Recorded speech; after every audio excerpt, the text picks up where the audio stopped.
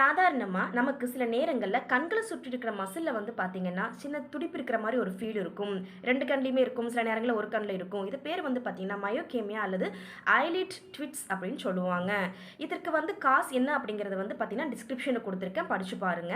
இத பிரிவென்ஷன் என்ன பண்ணுங்கிறத சொல்லிர்றேன். ஃபர்ஸ்ட் ஒண்ணு வந்து பார்த்தீங்க அப்படின்னா, ஸ்டே ஹைட்ரேட். அதாவது வந்து பார்த்தீங்கன்னா, ஒரு நாளைக்கு பிளென்டி ஆஃப் வாட்டர் கண்ணையும், அதுக்கப்புறம் வந்து உடல் ஃபுல்லுமே நம்ம வந்து பார்த்தீங்கன்னா, ஹைட்ரேட்டா வச்சுக்கணும். 2வது வந்து பார்த்தீங்கன்னா, எனஃப் ஸ்லீப். அதாவது ஒரு நாளைக்கு 6 டூ 7 மணி நேரம் கண்டிப்பா உங்களுக்கு உறக்கம் இருக்கணும். லிமிட் கெஃபின் இன்டேக் அப்படிங்கும்போது நம்மளுக்கு வந்து consumption tea and coffee, bottle drinks, soda இல்ல எனர்ஜி ட்ரிங்க்ஸ் இதெல்லாமே வந்து பார்த்தீங்கன்னா, நம்ம ஒரு லெவல்ல வச்சிருக்கணும். அடுத்தது வந்து பார்த்தீங்கன்னா, ஸ்ட்ரெஸ் மேனேஜ்மெண்ட். ஸ்ட்ரெஸ் மேனேஜ்மெண்ட்ட நம்ம எப்படி பண்ணிக்கிறது அப்படின்னு பார்க்கும்போது, walking, yoga, meditation, deep breadth இதன் மூலமா நம்ம ஸ்ட்ரெஸ் மேனேஜ்மெண்ட்டை கரெக்ட் பண்ணிக்கலாம். Last one is check your magnesium level in your blood.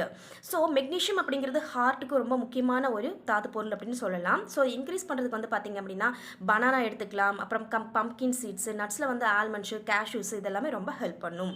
நன்றி.